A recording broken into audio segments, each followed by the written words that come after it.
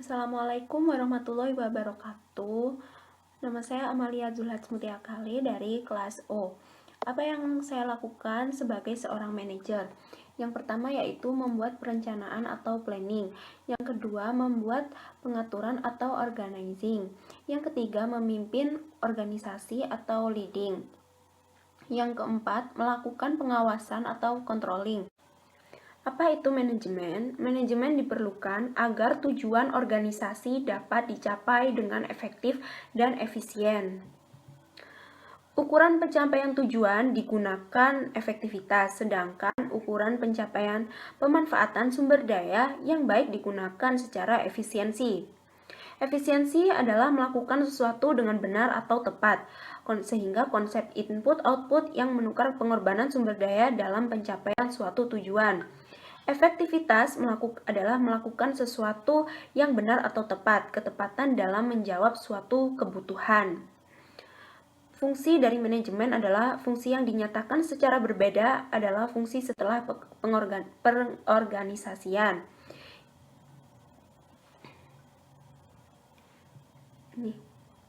Ini adalah contoh dari prinsip manajemen.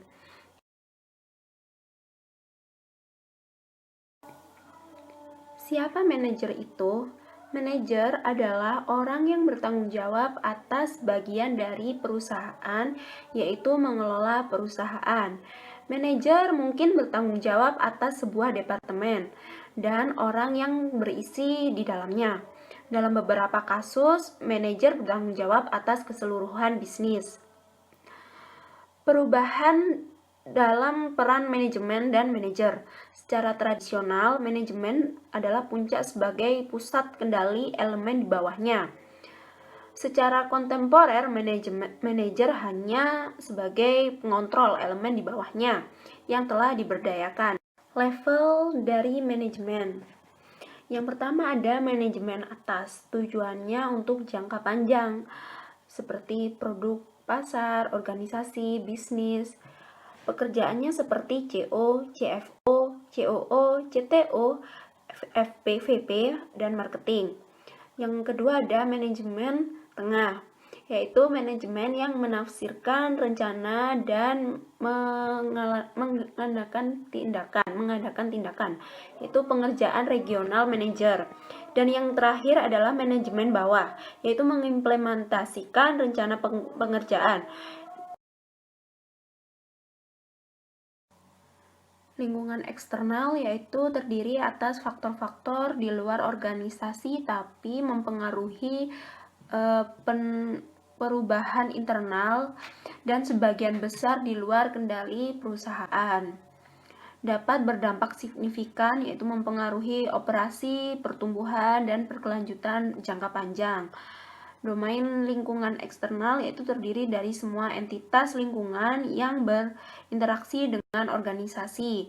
Faktor-faktor dari lingkungan eksternal yaitu adalah ekonomi, kompetisi, aspek politik, dan juga pelanggan dan pemasok, dan juga teknologi, hukum, dan regulasi. Lingkungan internal yaitu adalah lingkungan organisasi yang mengacu pada suatu peristiwa, faktor, orang, sistem struktur, dan kondisi dalam suatu organisasi yang umumnya di bawah kendali suatu perusahaan itu.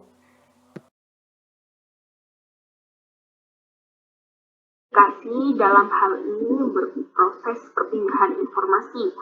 Bisa dikatakan telah ada sejak terbentuknya suatu masyarakat dan telah menjadi bagian dari kehidupan keseharian manusia.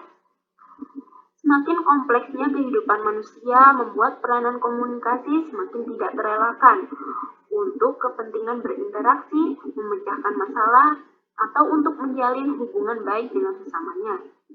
Demikian pula bila dilihat dari sudut pandang organisasi atau perusahaan sebagai suatu kesatuan sosial yang terdiri dari orang atau kelompok orang yang berinteraksi satu sama lain untuk mencapai suatu tujuan bersama.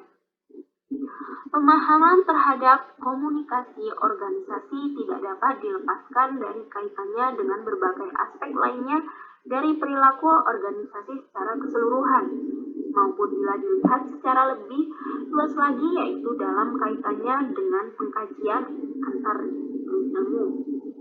Secara subjektif, komunikasi organisasi dipandang sebagai proses penciptaan makna atas interaksi yang merupakan organisasi. Secara objektif, organisasi komunikasi dapat didefinisikan sebagai pertunjukan dan penafsiran pesan di antara unit-unit komunikasi yang merupakan bagian dari suatu organisasi tertentu itu. Assalamualaikum warahmatullahi wabarakatuh. Perkenalkan, nama saya Rahmita Putri dari kelas O. Di sini saya akan menjelaskan beberapa materi. Yang pertama, perencanaan. Perencanaan sendiri adalah bagian dari manajemen yang fokus dengan pembuatan aturan dan pedoman untuk mencapai tujuan yang ditetapkan yang dilakukan di tingkat makro dan mikro. Fungsi dari perencanaan sendiri yaitu untuk memberi arahan, mengurangi resiko ketidakpastian, serta mempromosikan ide yang inovatif dan masih banyak lainnya.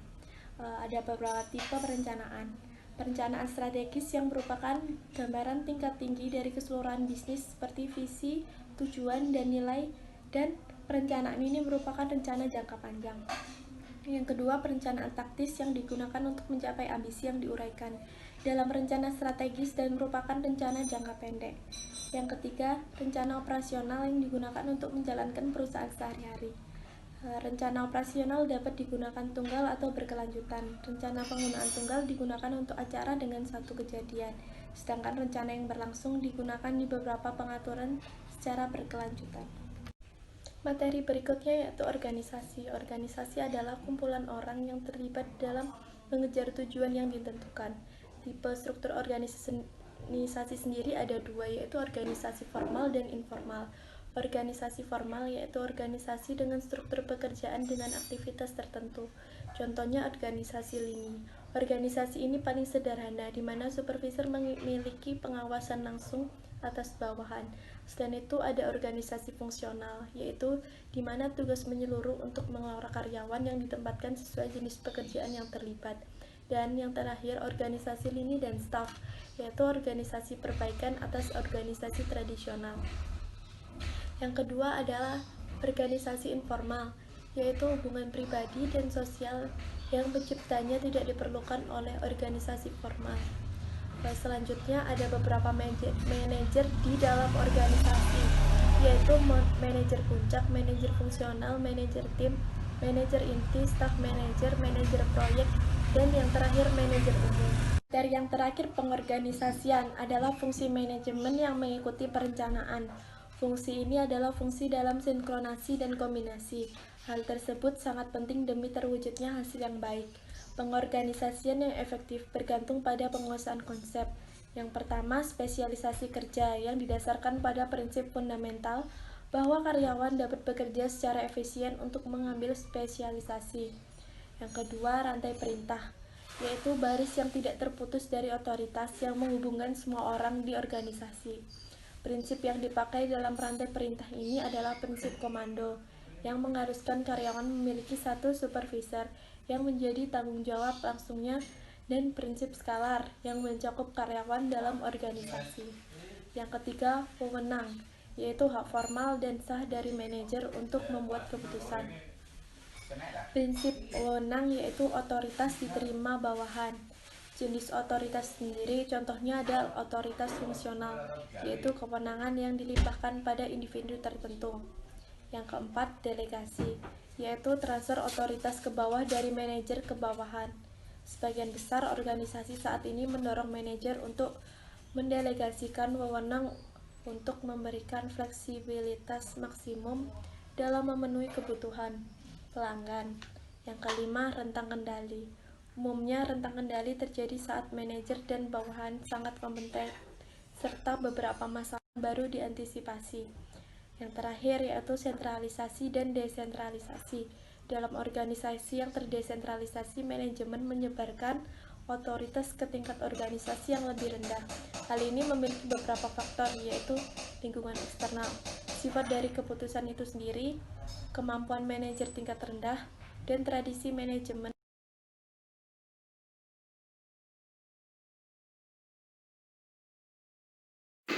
Assalamualaikum warahmatullahi wabarakatuh.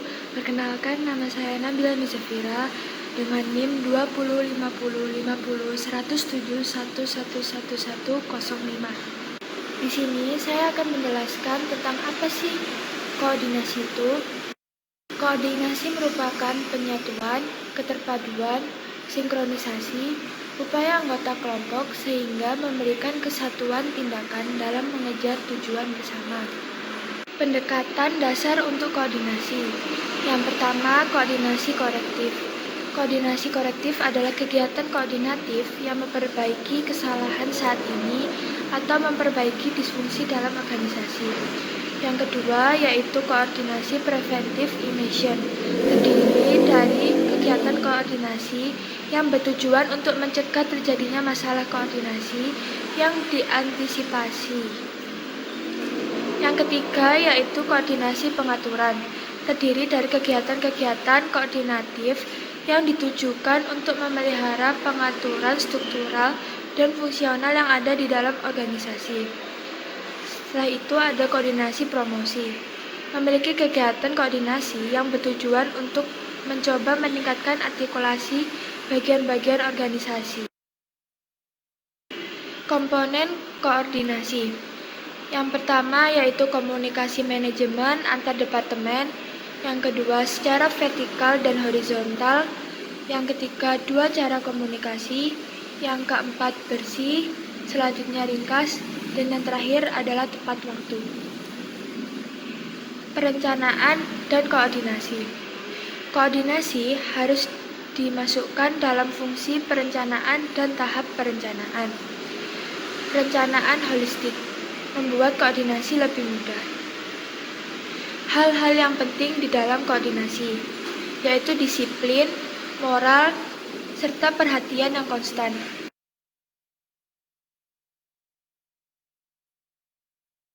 Selanjutnya, kita akan lanjut ke bab berikutnya. Nah, di bab selanjutnya kita akan membahas tentang delegasi. Delegasi yang efektif yaitu memberi Anda lebih banyak waktu untuk mengerjakan hal-hal yang penting. Lalu, bantu orang lain di tim Anda untuk mempelajari keterampilan-keterampilan yang baru. Teruskan untuk menghapus. Untuk menentukan kapan pendelegasian paling tepat, manajer harus menanyakan 5 pertanyaan dasar. Yang pertama, apakah bawahan memiliki informasi dan keahlian yang diperlukan untuk melaksanakan tugas? Yang kedua, apakah bawahan berkomitmen untuk keberhasilan implementasi keputusan akhir? Yang ketiga, akankah kapabilitas dan kepentingan bawahan diperluas dengan delegasi ini? Yang keempat, apakah bawahan berbagi dengan manajemen seperangkat nilai dan perspektif yang sama?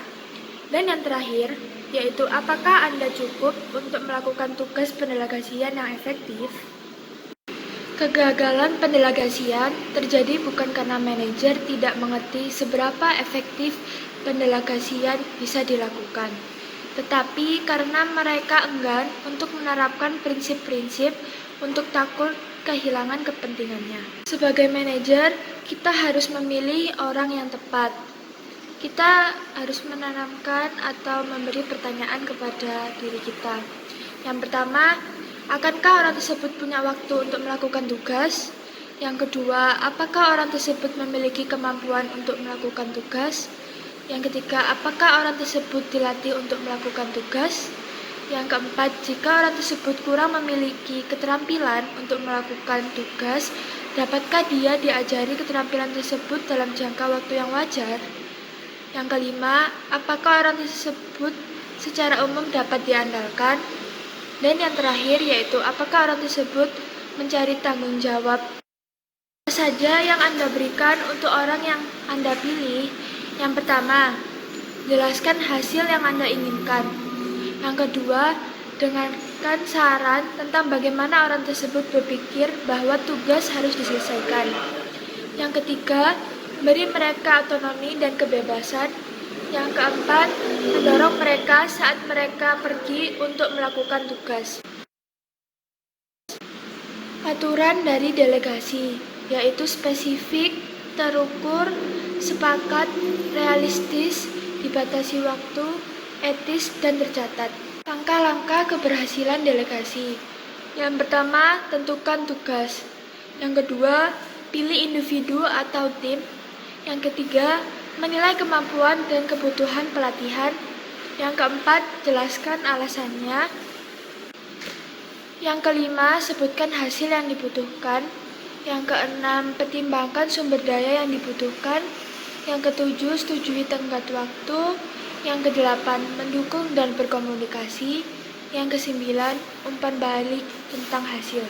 Tugas Anda tidak harus dihapus jika memperkerjakan, penembakan, masalah pembayaran, dan kebijakan. Sekian pemaparan materi dari saya. Apabila ada salahnya, saya mohon maaf. Wassalamualaikum warahmatullahi wabarakatuh. Assalamualaikum warahmatullahi wabarakatuh. Perkenalkan, nama saya Muhammad Asya Bali dengan NIM 205051010711108. Saya berasal dari Fakultas Peternakan kelas O. Di sini saya akan menjelaskan tentang decision making, staffing, dan motivasi. Yang pertama, saya akan menjelaskan tentang pengambilan keputusan atau decision making. Pengambilan keputusan menurut implementasi adalah tindakan pimpinan memecahkan masalah yang dihadapi dalam organisasi dipimpinnya dengan melalui satu di antara alternatif yang memungkinkan. Seorang manajer akan waktunya diharuskan untuk mengambil keputusan. Tidak hanya manajer, semua manusia juga akan ada waktunya untuk mengambil keputusan secara cepat di saat keadaan darurat. Fungsi sebagai pangkal permulaan dari semua aktivitas manusia yang sadar dan terarah adalah definisi dari pengambilan keputusan. Pengambilan keputusan bersifat tunggal dan ganda, dan juga dasar-dasar itu sifat dan wewenang adalah harus dilakukan ketika mengambil keputusan. Proses pengambilan keputusan adalah menemukan masalah, setelah itu memecahkan masalah. Apabila manajer mengambil keputusan yang tepat, akan mendapatkan profit terhadap perusahaannya. Permasalahan yang dihadapi dalam pengambilan keputusan adalah saat penyusunan masalah, yaitu konseptualisasi permasalahan dan spesifikasi permasalahan atau memahami permasalahannya. Langkah-langkah pengambilan masalah menurut Guade yang pertama adalah mengusahakan keterangan dan penjelasan yang lebih lanjut tentang masalah itu sendiri, dan identifikasi sasaran dan tujuan kegiatan yang dilakukan. Ukur tingkat keberhasilannya, tentukan kriteria keberhasilan tujuannya, perhatikan sekitar lingkungan, meneliti satu persatu alternatif, merumuskan model pemecahan masalah, mengumpulkan data untuk pengukuran dan pemilihan alternatif yang tepat, pemecahan masalah, perbandingan antara model satu dan yang lain, menguji hasil analisis, mempertimbangkan apakah ada segi-segi yang tidak efisien, dan juga tingkatan keberhasilannya. Pengambilan keputusannya efektif oleh pemimpin. Pengambilan keputusan yang efektif biasanya dibutuhkan dalam situasi mendesak. Model pengambilan keputusan menurut Robert Usman, Wayne, dan Michel, yang pertama adalah model Simon, yang kedua model rasional, dan yang ketiga model klasik. Gaya pengambilan keputusan menjadi tepat jika yang pertama memperhatikan betul referensi informasi yang dihadapi secara intensif, memikirkan tujuan paling tepat dari suatu pengambilan keputusan, mempertimbangkan kondisi yang kerja sebelum mengambil suatu keputusan.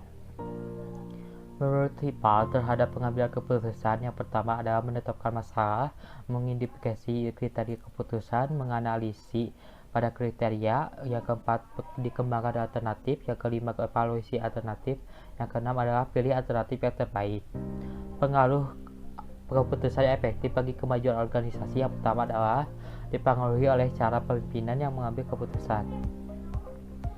Pengaruh komunikasi organisasi, emosi, dan pengambil keputusan terhadap implementasi peran kepemimpinan. Yang pertama, pengaruh positif dan signifikan pada kecerdasan emosi yang dimiliki dan direalisasikan pimpinan terhadap implementasi peran kepemimpinan. pengambilan keputusan mampu mempunyai pengaruh positif terhadap implementasi peran kepemimpinan. Sekian dari materi pengambilan keputusan seorang manajer.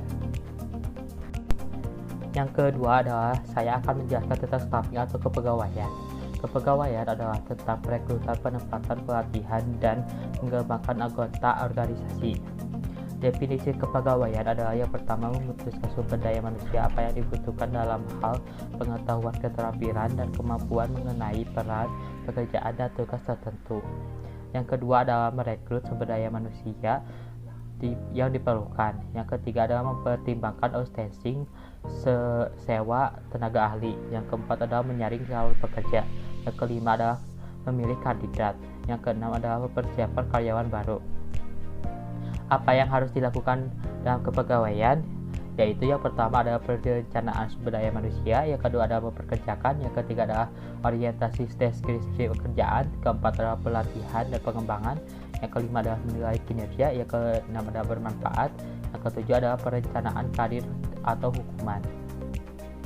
Proses kepegawaian untuk merencanakan adalah yang pertama adalah jenis dan jumlah karyawan yang dibutuhkan, yang kedua adalah spesifikasi pekerjaan untuk setiap karyawan, ketiga adalah aktivitas yang terlibat dalam perencanaan perusahaan.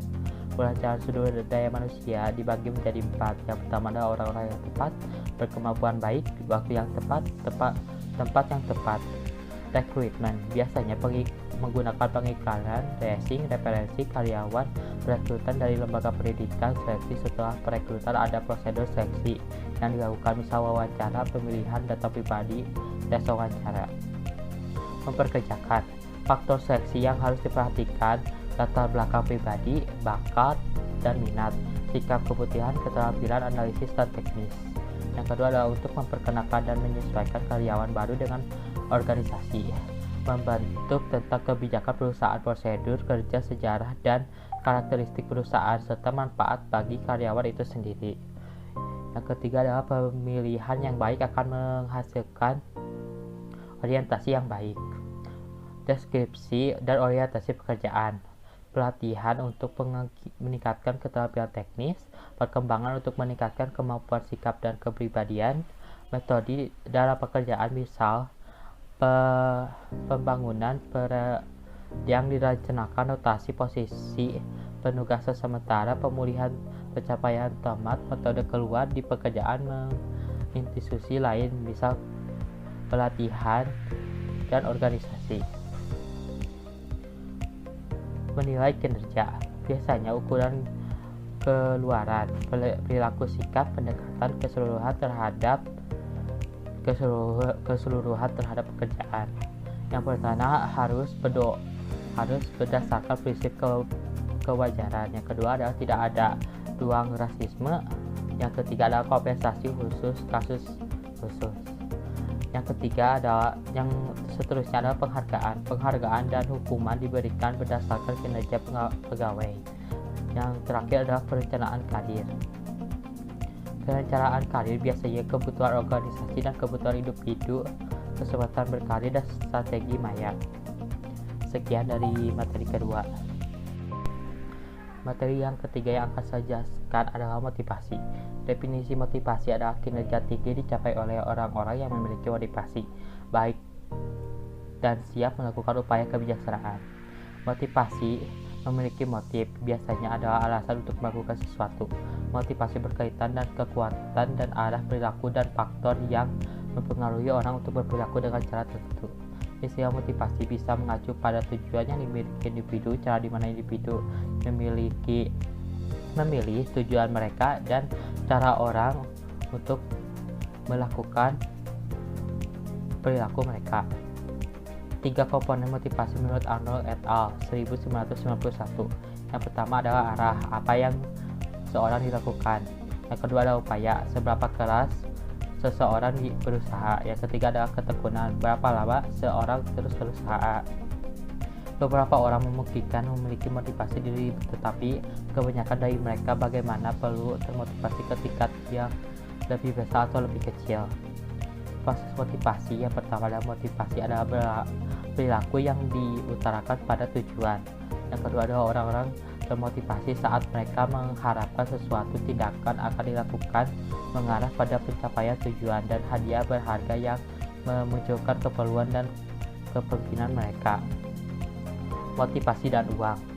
Uang adalah kekuatan pendorong yang kuat sebab terkait langsung atau tidak langsung untuk memenuhi banyak kebutuhan. Uang itu sendiri mungkin tidak punya makna intrinsik, tetapi memperoleh signifikasi kekuatan motivasi karena datang untuk membangkang sebegitu banyak tujuan tak terwujud. Jenis motivasi. A. Motivasi teristrik. Bangkit dari faktor yang dihasilkan sendiri yang mempengaruhi perilaku seseorang, bukan dibuat oleh intensif eksternal. Bisa berupa motivasi oleh pekerjaan itu sendiri saat individu merasa bahwa pekerjaan itu penting. Yang kedua adalah motivasi intrinsik, terjadi ketika sesuatu dilakukan untuk memenuhi mereka, termasuk pengakuran seperti intensif, kenaikan gaji, pujian, atau hukuman secara tindakan. Metode motivasi teori. Teori kategori yaitu tingkatan kebutuhan motivasi atau Maslow. Yang pertama adalah aktualisasi diri, keinginan untuk menjadi yang terbaik.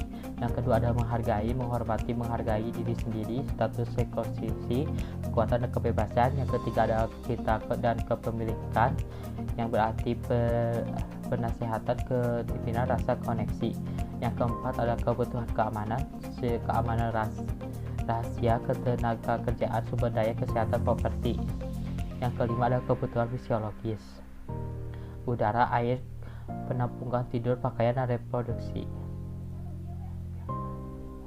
Sekian dari materi motivasi. Manajemen konflik. Di dalam manajemen konflik, terdapat konflik yang pertama, gaya kepemimpinan atasan kurang baik. Yang kedua, selisih pendapat. Yang ketiga, kinerja karyawan kurang maksimal. Yang keempat, kendala antar karyawan. Definisi manajemen konflik yaitu serangkaian reaksi, kemudian aksi dari berbagai pelaku, baik itu dari pihak luar ataupun dalam sebuah konflik.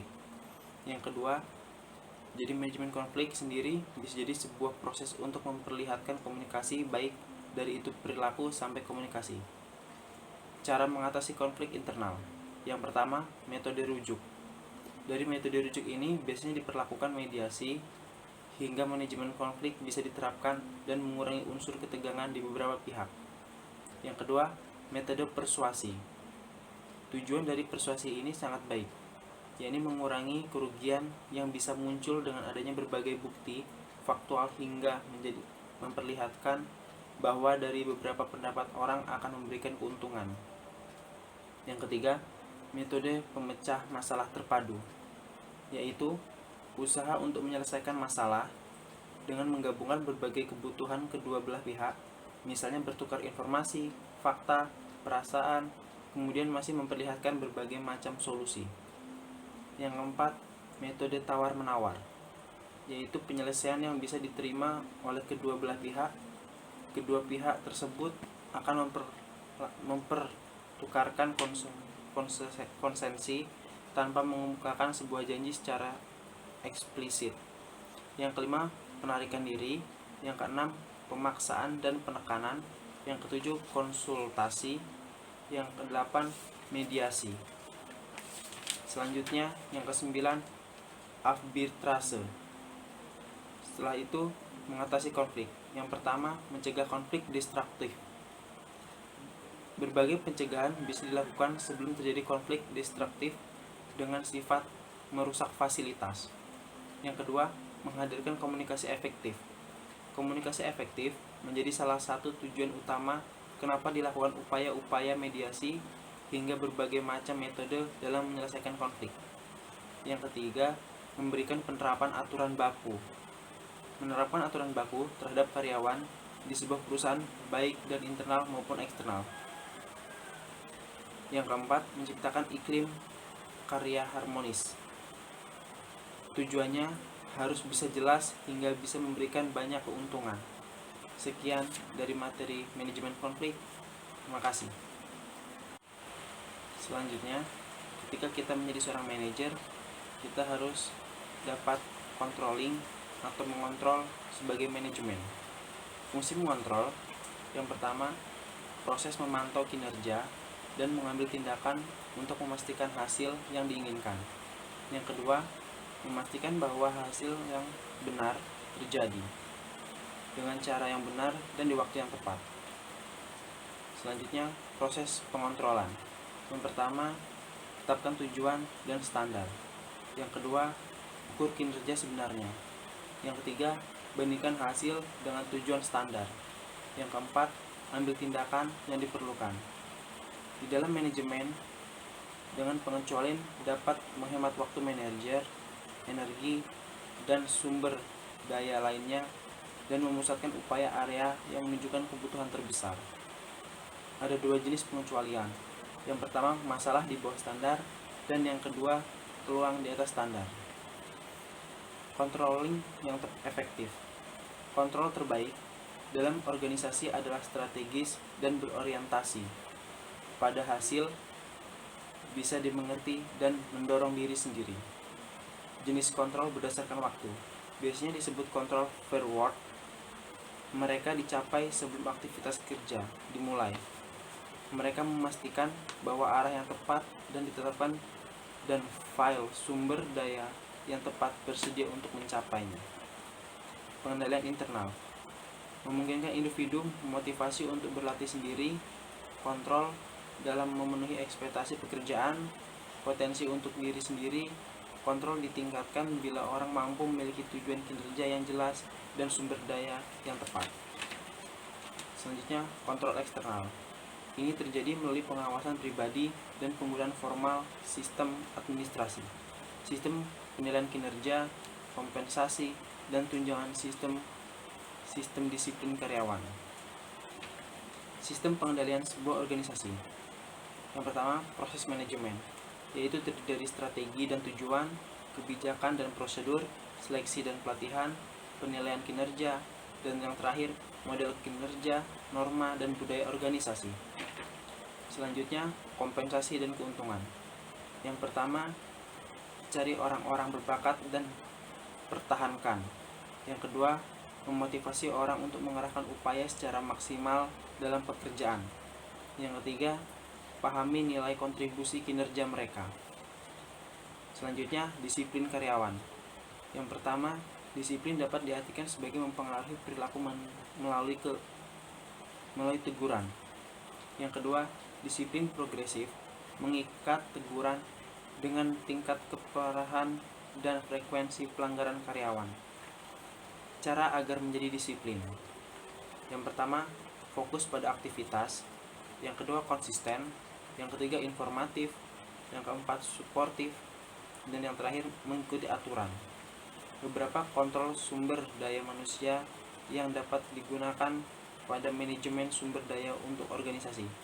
Yang pertama, penilaian kinerja. Yang kedua, kebijakan disiplin. Yang ketiga, pengamatan karyawan. Dan yang terakhir, pelatihan karyawan. Terima kasih. Selanjutnya, leadership in management. Ketika kita menjadi seorang manajer, maka kita harus memperhatikan sikap kepemimpinan di dalam manajemen. Yang pertama, kepemimpinan dan manajemen adalah istilah yang sering digunakan secara bergantian. Yang kedua, banyak orang berpikir kedua kata ini identik dalam arti dan aplikasinya. Padahal tidak, karena menurut definisi dan dalam prakteknya, kepemimpinan dan manajemen adalah fungsi yang berbeda. Selanjutnya, definisi. Kepemimpinan adalah menetapkan arah dan mempengaruhi orang lain untuk mengikuti arah pemimpin itu. Yang pertama, untuk membimbing atau melakukan dengan menunjukkan jalan atau arah tujuan. Yang kedua, untuk mengarahkan dan memerintah. Yang ketiga, untuk menunjukkan suatu metode untuk mencapai tujuan. Yang keempat, untuk membujuk atau mempengaruhi. Selanjutnya, karakteristik yang diperlukan untuk menjadi pemimpin. Yang pertama, mendorong. Pemimpin ambisius dan mengambil inisiatif. Yang kedua, memotivasi. Pemimpin ingin dipimpin dan mau memimpin. 3. Kejujuran dan integritas. Pemimpin jujur dan melakukan apa yang mereka katakan. Yang keempat, percaya diri. Pemimpin tegas dan suka mengambil risiko. Yang kelima, kemampuan kognitif. Pemimpin cerdas, tanggap, dan konseptual terampil. Yang terakhir, pengetahuan bisnis. Pemimpin cenderung memiliki keahlian teknis di dalamnya. Selanjutnya, gaya kepemimpinan. Yang pertama, otokratis, yaitu manajer membuat semua keputusan dan mendominasi tim anggota. Yang kedua, pendekatan ini biasanya menghasilkan perlawanan pasif dari tim. Yang ketiga, umumnya cara ini bukan yang terbaik untuk mendapatkan yang terbaik.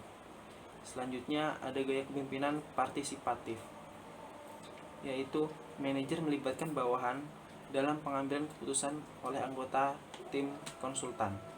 Yang kedua, mendorong partisipasi dan delegasi dengan bijak.